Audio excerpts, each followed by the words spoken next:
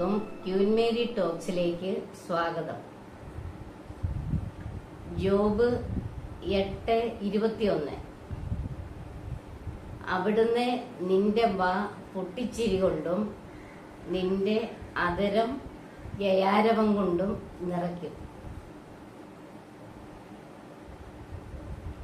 വിലകെട്ടവ പറയാതെ സദ്വചനങ്ങൾ മാത്രം സംസാരിച്ചാൽ നീ എന്റെ നാവ് പോലെയാകും.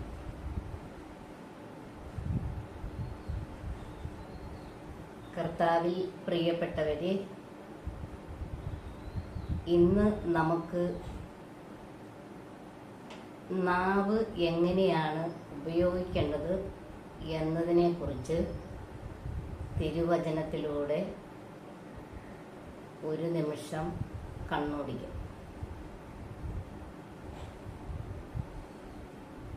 തിരുവചനം മുഴുവൻ പറയുന്നത് നമ്മളുടെ ശരീരത്തിലെ ഒരു പ്രധാനപ്പെട്ട അവയവമായ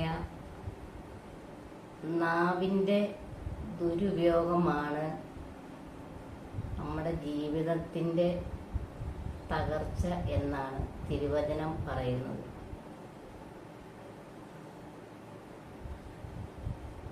നമുക്ക് കർത്താവ് പറഞ്ഞ വചനങ്ങളിലൂടെ അത് മനസ്സിലാക്കാം. നമുക്കൊരുമിച്ച് വചനം വായിക്കാം. കൊളോസോസ് 3:9 വചനം പറയുന്നു, പരസ്പരം കള്ളം പറയരുത്. പഴയ മനുഷ്യനെ അവന്റെ ചെയ്തികളോടുകൂടെ നിഷ്കാസനം ചെയ്യുവിൻ. പ്രിയ സഹോദരങ്ങളെ, സങ്കീർത്തനം 52:2 പറയുന്നു, വഞ്ചക, നിന്റെ നാവ് മൂർച്ചയുള്ള ക്ഷൗരക്കത്തി പോലെയാണ്. വഞ്ചന നിറഞ്ഞ നാവേ, വിനാശകരമായ വാക്കുകളാണ് നിനക്കിഷ്ടം. സുഭാഷിതം 18:21 പറയുന്നു, ജീവനെ നശിപ്പിക്കാനും പുലർത്താനും നാവിന് കഴിയും. സുഭാഷിതങ്ങൾ 26:28 പറയുന്നു, കള്ളം പറയരുത്, അതിന് ഇരയായവരെ വെറുക്കുകയാണ്. കള്ളം പറയുന്നത് അതിന് ഇരയായവരെ വെറുക്കുകയാണ്. മുഖസ്തുതി പറയുന്ന നാവെ നാശം വരുത്തിവെക്കുന്നു. സുഭാഷിതങ്ങൾ 27:2 പറയാണ്, ആത്മപ്രശംസ ചെയ്യരുത്, മറ്റുള്ളവർ നിന്നെ പ്രശംസിക്കട്ടെ. അന്യന്റെ നാവാണ്, നിന്റേതല്ല അത് ചെയ്യേണ്ടത്. ജ്ഞാനം 1:11 പറയാണ്, നിഷ്പ്രയോജനമായ മുറുമുറുപ്പിൽ പെടരുത്, പരദൂഷണം പറയരുത്, രഹസ്യം പറച്ചലിന് പ്രത്യാഘാതമുണ്ടാകും. നുണ പറയുന്ന നാവെ ആത്മാവിനെ നശിപ്പിക്കുന്നു. നമ്മൾ അറിഞ്ഞും അറിയാതെയും പല കാര്യങ്ങളും നുണ പറയുന്നവരാണ്. പക്ഷെ വചനം പറയുന്നത് നുണ പറയുന്ന നാവ് നമ്മളിലുള്ള പരിശുദ്ധാത്മാവിനെ നശിപ്പിക്കുന്നതാണെന്നാണ്. മത്തായി 12:36 പറയുന്നു, ഞാൻ നിങ്ങളോട് പറയുന്നു, മനുഷ്യർ പറയുന്ന ഓരോ വ്യർത്ഥ വാക്കിനും വിധി ദിവസത്തിൽ കണക്ക് കൊടുക്കേണ്ടി വരും. ജെറമ്യ 15:19 കർത്താവ് അരുളി ചെയ്യുന്നു, നീ തിരിച്ചു വന്നാൽ എന്റെ സന്നിധിയിൽ നിന്നെ പുനഃസ്ഥാപിക്കാം. വിലകെട്ടവ പറയാതെ സദ്വചനങ്ങൾ മാത്രം സംസാരിച്ചാൽ നീ എന്റെ നാവ് പോലെയാകും. ഈശോയുടെ നാവ് പോലെയാകുന്ന നമ്മളുടെ നാവുകളും വിലകെട്ടതൊന്നും പറയാതെ നല്ലത് മാത്രം സംസാരിച്ചു കഴിഞ്ഞാൽ. യാക്കോബ് 3:6 കർത്താവ് പറയാണ്, നാവ് തീയാണ്, അത് ദുഷ്ടതയുടെ ഒരു ലോകം തന്നെയാണ്. നമ്മുടെ അവയവങ്ങളിൽ ഒന്നായ അത് ശരീരം മുഴുവനെയും മലിനമാക്കുന്നു. നരകാഗ്നിയിൽ ജ്വലിക്കുന്ന ഈ നാവെ പ്രകൃതി ചക്രത്തെ ചുട്ടുപഴിപ്പിക്കുന്നു. ജോബ് 8:21 പറയാണ്, അവിടുന്ന് നിന്റെ വാ പൊട്ടിച്ചിരി കൊണ്ടും നിന്റെ അധരം ജയാരവം കൊണ്ടും നിറയ്ക്കും. 1 പത്രോസ് 3:10 പറയാണ്, ജീവിതത്തെ സ്നേഹിക്കുകയും നല്ല ദിവസങ്ങൾ കാണാൻ ആഗ്രഹിക്കുകയും ചെയ്യുന്നവൻ തിന്മയിൽ നിന്നും തന്റെ നാവിനെയും വ്യാജം പറയുന്നതിൽ നിന്ന് തന്റെ അധരത്തെയും നിയന്ത്രിക്കട്ടെ.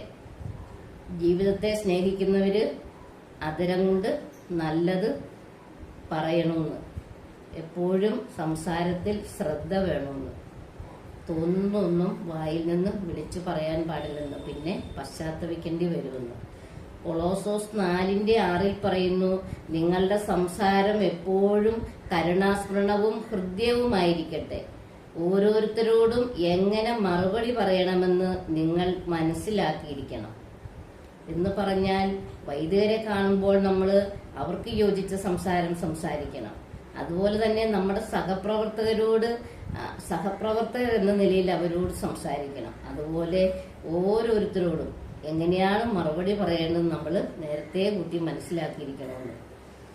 എഫേസോസ് 4:29 പറയുന്നു, നിങ്ങളുടെ അധരങ്ങളിൽ നിന്ന് തിന്മയുടെ വാക്കുകൾ പുറപ്പെടാതിരിക്കട്ടെ.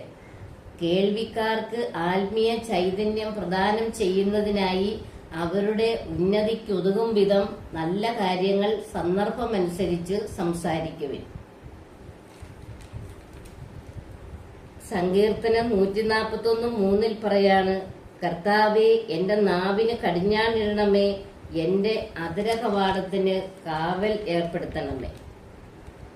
സങ്കീർത്തനം 34:13 പറയാണ്, തിന്മയിൽ നിന്ന് നാവിനെയും വ്യാജ ഭാഷണങ്ങളിൽ നിന്ന് അധരങ്ങളെയും സൂക്ഷിച്ചുകൊള്ളുവിൻ.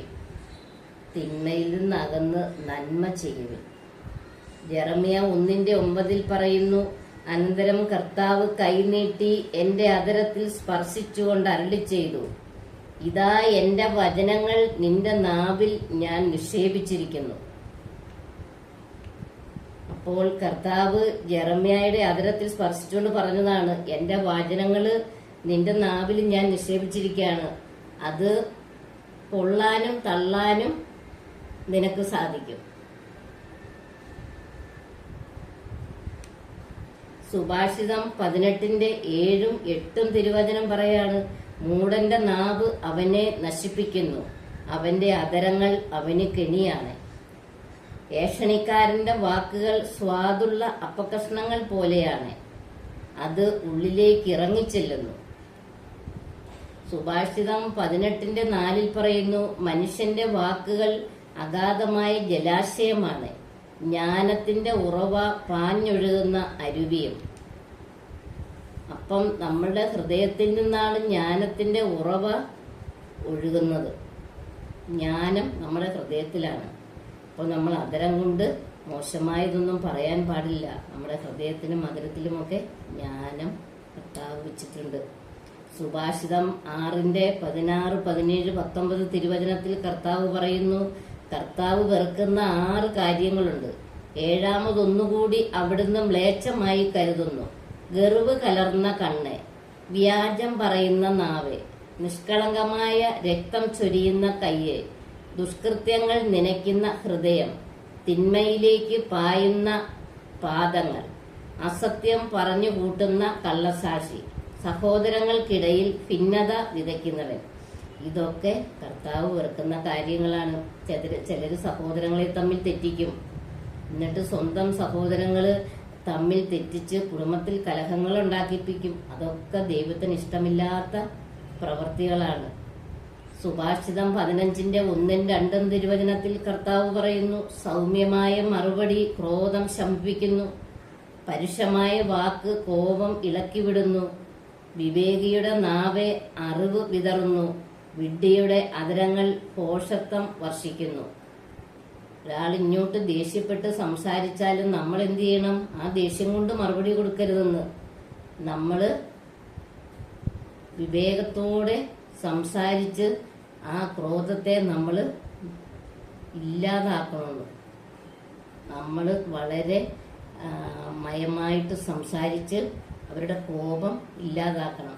അപ്പോൾ എത്ര ആളി കത്തിച്ച് ദേഷ്യപ്പെട്ട് കടിച്ചു തിന്നാൻ പരുവത്തിന് വരുന്ന മനുഷ്യനും കുഞ്ഞാടിനെ പോലെയാകും. സുഭാഷിതം 12:18-19 തിരുവചനത്തിൽ കർത്താവ് പറയുന്നു, തുളച്ചു കയറുന്ന വാളുപോലെ വീണ്ടും വിചാരമില്ലാതെ വാക്കുകൾ പ്രയോഗിക്കുന്നവരുണ്ട്. വിവേകിയുടെ വാക്കുകൾ മുറിവുണക്കുന്നു, സത്യസന്ധമായ വാക്ക് എന്നേക്കും നിലനിൽക്കുന്നു. വ്യാജമായ വാക്ക് ക്ഷണികമാണ്. സത്യസന്ധത മാത്രം എന്നേക്കും നിലനിൽക്കുമെന്ന്. ഈ നുണയും കള്ളസാക്ഷിയൊക്കെ പറയുന്നത് ക്ഷണനേരത്തേനേ ഉള്ളെന്ന്. അതുകൊണ്ട് സത്യസന്ധമായ വാക്ക് നമ്മളെപ്പോഴും സംസാരിക്കണം. ജീവൻ വെടിഞ്ഞാലും സത്യസന്ധമായ നമ്മുടെ വാക്ക്, നമ്മുടെ അതിർത്തിയിൽ നിന്ന് വരുന്നത് സത്യമായിരിക്കണം. നുണ പറഞ്ഞിട്ട് എത്രയോ പേര് ജയിലറുകളിൽ കിടപ്പുണ്ട്. എത്രയോ തെറ്റ് ചെയ്യുന്നവർ പുറത്തോട് നടക്കുമ്പോൾ എത്രയോ നിരപരാധികൾ ജയിലിൽ കഴിഞ്ഞുകൂടുകയാണ്. അവര് സങ്കടപ്പെട്ടും അവരുടെ ഹൃദയം നുറുങ്ങിയും അവരുടെ ജീവിതം തന്നെ അവര് വെറും അവരുടെ ബോഡി മാത്രമുണ്ട്, അവരുടെ മനസ്സെല്ലാം മരവിച്ചിരിക്കുന്ന എത്രയോ പേരുണ്ട്.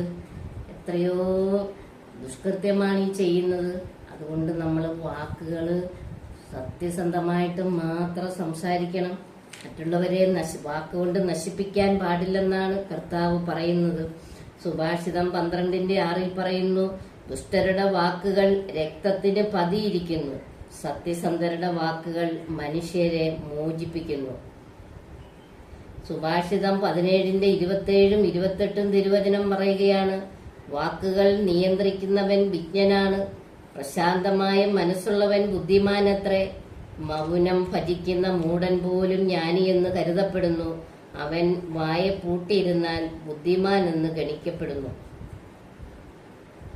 സുഭാഷിതം 18:20-21 വചനം പറയാണ്, അധരഫലം ഉപജീവന മാർഗം നേടിക്കൊടുക്കുന്നു, അധരങ്ങൾ സംതൃപ്തി വിളയിക്കുന്നു. ജീവനെ നശിപ്പിക്കാനും പുലർത്താനും നാവിന് കഴിയും, അതിനെ സ്നേഹിക്കുന്നവൻ അതിന്റെ കനി ഭുജിക്കുന്നു. സുഭാഷിതം 31:26 പറയുന്നു, അവൾ വായു തുറന്നാൽ ജ്ഞാനമേ പുറത്തു വരൂ, ദയാസ്മരണമായ ഉപദേശം അവളുടെ നാവിലുണ്ട്. സുഭാഷിതം 26:20 പറയുന്നു, വിറകില്ലെങ്കിൽ തീ കെട്ടടങ്ങുന്നു, ഏഷണിക്കാരൻ ഇല്ലാത്തടത്ത് കലഹം ശമിക്കുന്നു. ചിലരിങ്ങനെ ഏഷണി പറഞ്ഞുകൊണ്ട് നടക്കും. അപ്പോൾ സ്നേഹിച്ചിരിക്കുന്നവരെ തമ്മിൽ തെറ്റിക്കും. ഈ വീട്ടിൽ പോയി ആ വീട്ടിൽ പോയി ഇങ്ങനെ കേൾക്കുന്നതൊക്കെയും ഇല്ലാത്തതും തന്നെ പറഞ്ഞു നടക്കും. അപ്പോൾ അവിടെ എന്തുണ്ടാകും? ശണ്ട കൂടും, കലഹമുണ്ടാകും. ചിലപ്പോൾ അത് കൊലപാതകത്തിലേക്ക് വരെ നയിക്കും. അതുകൊണ്ട് നമ്മൾ വീടുകൾ തോറും കയറിയിറങ്ങി ഏഷണിയും പരദൂഷണമൊന്നും പറയരുത്. നമ്മുടെ നാവ് വളരെ ശ്രദ്ധിച്ചുപയോഗിക്കണം. സുഭാഷിതം 21:23 സ്വന്തം അധരങ്ങളെയും നാവിനെയും നിയന്ത്രിക്കുന്നവൻ ഉപദ്രവങ്ങളിൽ നിന്ന് രക്ഷപ്പെടുന്നു. അപ്പോൾ നമ്മൾ അധികം ഒന്നും സംസാരിക്കരുത്. സംസാരിക്കുന്നത് വചനം പറഞ്ഞിട്ടുള്ള സംസാരം, കർത്താവിന് ഇഷ്ടപ്പെടുന്ന സംസാരം, മറ്റുള്ളവർക്ക് കേൾക്കുമ്പോഴും ഇഷ്ടപ്പെടുന്ന സംസാരം, അതായിരിക്കണം നമ്മളിൽ നിന്ന് വരണമെന്നാണ് കർത്താവ് നമ്മളോട് ആവശ്യപ്പെടുന്നത്. സുഭാഷിതം 17:9 പറയുന്നു, തെറ്റു പൊറുക്കുന്നവൻ സ്നേഹം നേടുന്നു, കുറ്റപ്പെടുത്തിക്കൊണ്ടേയിരിക്കുന്നവൻ സ്നേഹിതനെ പിണക്കി അകറ്റുന്നു. സ്നേഹിതൻ തെറ്റ് ചെയ്താൽ നമ്മൾ അവനോട് പൊറുക്കണം. എപ്പോഴും പിന്നെയും പിന്നെയും കുറ്റപ്പെടുത്തിക്കൊണ്ടിരിക്കാൻ പാടില്ല. നമ്മുടെ വീട്ടിലുള്ളവരെ തന്നെയും അതെ. സുഭാഷിതം 15:28 പറയുന്നു, നീതിമാൻ ആലോചിച്ച് ഉത്തരം കൊടുക്കുന്നു, ദുഷ്ടരുടെ അധരങ്ങൾ ദുഷ്ടത വമിക്കുന്നു. സുഭാഷിതം 15:4 പറയുന്നു, സൗമ്യന്റെ വാക്ക് ജീവന്റെ വൃക്ഷമാണ്, വികടമായ വാക്ക് മനസ്സ് പിളർക്കുന്നു.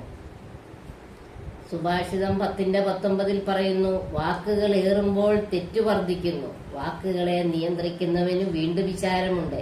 അപ്പോൾ നമ്മൾ അധികം സംസാരിക്കാൻ പാടില്ലെന്ന് ശ്രദ്ധിച്ച് സംസാരിക്കണം. ഇത്രയും വചനമാണ് ഇന്ന് കർത്താവിന്റെ മനസ്സിലേക്ക് കൊണ്ടുവന്ന് അതൊക്കെ കണ്ടുപിടിച്ച് ഞാൻ നിങ്ങളുമായി പങ്കുവെച്ചത്. അപ്പോൾ നമുക്ക് ഈ വചനങ്ങളെല്ലാം ഹൃദയത്തിൽ സംഗ്രഹിച്ച് നമുക്ക് നാവിനെ നിയന്ത്രിച്ച് ഈശോയ്ക്കും മറ്റുള്ളവർക്കും ഇഷ്ടപ്പെടുന്ന മാത്രം സംസാരിക്കാൻ നമുക്ക് ശ്രദ്ധിക്കാം. അധരത്തിന് തെറ്റുപറ്റാതിരിക്കാൻ നമുക്ക് ദൈവത്തോട് മുട്ടിപ്പായി പ്രാർത്ഥിക്കാം. കർത്താവായ ഈശോയെ, ഞങ്ങളുടെ അധരങ്ങളെ അവിടുത്തെ കരങ്ങളിലേക്ക് സമർപ്പിക്കുന്നു. അധരം കൊണ്ട് തെറ്റുപറ്റാതെ നിന്നെ സ്തുതിക്കുകയും വാഴ്ത്തുകയും പാടിപ്പോഴ്ത്തുകയും ചെയ്യുന്ന നീ ഞങ്ങൾക്ക് തന്ന ഞങ്ങളുടെ എല്ലാം അധരങ്ങളെ ഏറ്റവും അധികം നീതിയായിട്ട് സത്യസന്ധമായിട്ട് വിശുദ്ധമായിട്ട് കാത്തു പരിപാലിക്കാൻ സംസാരിക്കാനുള്ള കൃപാവരം അവിടുന്ന് ഞങ്ങൾക്ക് നൽകണമേ. പരിശുദ്ധ അമ്മയോട് അതിനുവേണ്ടി നമുക്ക് മാധ്യസ്ഥം വഹിക്കാം, പ്രാർത്ഥിക്കാം. നന്മ നിറഞ്ഞ മറിയമേ സുസ്തി, കർത്താവ് അങ്ങയോട് കൂടെ സ്ത്രീകളിൽ അങ്ങ് അനുഗ്രഹിക്കപ്പെട്ടവളാകുന്നു. അങ്ങയുടെ ഉദരത്തിൻ ഫലമായി ഈശോ അനുഗ്രഹിക്കപ്പെട്ടവനാകുന്നു. പരിശുദ്ധ അമ്മേ, തമ്പുരാന്റെ അമ്മേ, പാപികളായി ഞങ്ങൾക്ക് വേണ്ടി ഇപ്പോഴും ഞങ്ങളുടെ മരണസമയത്തും തമ്പുരാനോട് അപേക്ഷിക്കണമേ. ആമേൻ. എന്നെ ശ്രവിച്ച പ്രിയ എൻ്റെ സഹോദരങ്ങൾക്ക് ദൈവനാമത്തിൽ നന്ദി. ഹല്ലേലൂയ. ആമേൻ.